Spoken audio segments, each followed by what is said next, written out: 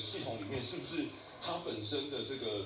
网页之间的身份鉴别机制出现了一些状况？存在电商平台的钱不翼而飞，受害民众无奈只能报警。电商强调，虽然无法协助求偿，但后续会提供相关资料，配合警方跟检调进行相关调查。街边新闻，郑乐家庭台北场报道。